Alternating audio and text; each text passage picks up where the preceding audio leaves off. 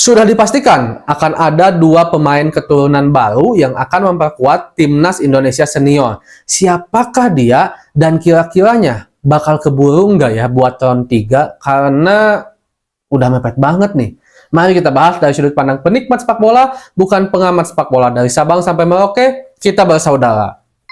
Sahabat Garuda semua, jelas ini adalah satu hal yang kita tunggu-tunggu banget sebelum kita bahas tentang siapakah dua pemain keturunan yang udah disebutkan oleh Pak Arya ini gitu kan, yang akan segera dinaturalisasi oleh Timnas Indonesia, oleh PSSI, yang saya spill dulu lah gitu untuk posisinya. Posisinya itu katanya pemain belakang dan pemain tengah. Siapakah itu? Nanti kita bahas lagi soal itu. Tapi sebelumnya, memang akhir-akhir ini bisa dibilang justru agak senyap ya, di mana PSSI ini hampir bisa dibilang tidak ada berita tentang siapakah pemain yang akan datang untuk memperkuat timnas Indonesia. Secara gitu, sekarang timnas Indonesia udah lolos ke round ketiga untuk kualifikasi Piala Dunia. Dan jika melihat lawan-lawannya, saya udah pernah bahas, bahkan sering sekali, tidak ada negara yang lemah di round ketiga ini. Apalagi sekarang, kita ada Australia, kita ada Jepang, ada Cina gitu kan. Di sini ada Arab juga, yang dimana mereka adalah tim-tim atau negara-negara yang langganan masuk Piala Dunia. Bahkan beberapa pengamat sepak bola mengatakan agak sedikit tidak mungkin untuk timnas Indonesia lolos ke Piala Dunia lewat jalur round ketiga ini. Kalau seandainya mungkin nanti kita posisi ketiga, terus nanti dikocok lagi gitu kan untuk grupnya, masuk ke Piala Dunia itu masih agak masuk akal. Tapi kalau untuk sekarang agak susah, walaupun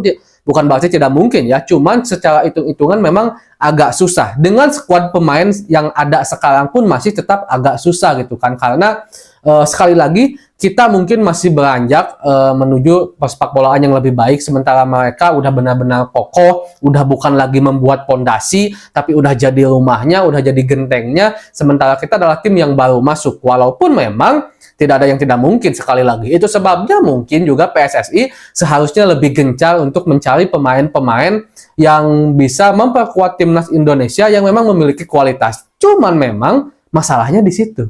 Itu dia masalahnya. Ada beberapa pemain yang berkualitas, sampai detik ini pun masih dibilang masih alot banget lah gitu negosiasinya ya, dalam tanda petik ya.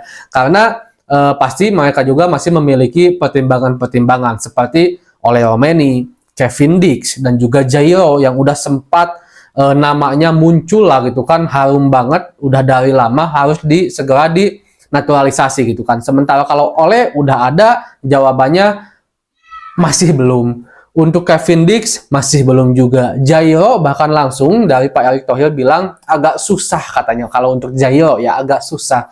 Nah, pemain belakang dan pemain tengah ini siapa? Jujur aja, operasi senyap PSSI memang sedang dilakukan. Saya yakin sih PSSI pasti bekerja di luar sana, cuman untuk sekarang tidak terlalu gembor-gembor seperti dulu. Kalau dulu kan ke media tuh bisa dibilang terbuka lah. Oh, Justin Hubner akan datang, Ipar Jenner akan datang. Tapi kalau untuk sekarang, seperti ada hal yang dijaga oleh PSSI. Yang dijaga mungkin salah satunya ya, saya yakini sekarang mata-mata negara-negara yang akan melawan Indonesia itu lumayan bisa dibilang ya memperhitungkan timnas Indonesia lah, karena memang perkembangan kita yang bisa dibilang cukup pesat setelah ditangani oleh Pak Erick Thohir sebagai Ketua Umum PSSI. Jadi mungkin ini bagian dari strategi juga. Kalau seandainya kita melihat nama-nama yang harum memang keluar seperti Jairo dan juga Kevin Dix dan juga Ole Romeni, mungkin pemain tengah dan pemain belakang ini bisa aja Jairo sama Kevin Dix. Tapi itu kan udah dijawab juga sebenarnya sama PSSI oleh Pak Erick Thohir khususnya.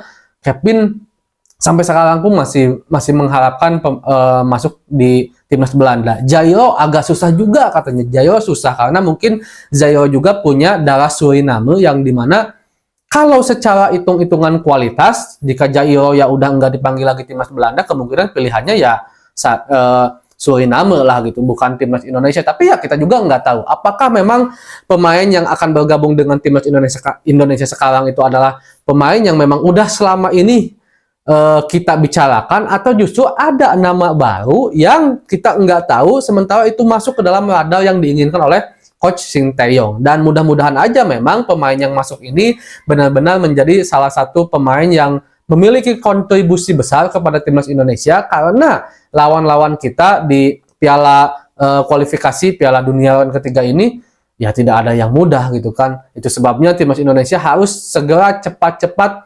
memperbaiki skuad yang ada. Skuad yang sekarang udah bagus, tapi kita juga harus membuka mata ya sahabat Garuda semua, kalau lawan yang akan dihadapi itu bukanlah lawan-lawan tim ecek-ecek gitu, mereka tim besar-besar. Jadi kita juga perlu persiapan yang memang 2 kali lipat, bahkan berkali-kali lipat dari persiapan kita sebelum-sebelumnya. Salah satunya yaitu dengan memboyong pemain-pemain keturunan baru. Untuk Martin Fes, saya belum bisa berkomentar. Sementara ini kita tunggu aja tanggal 2018.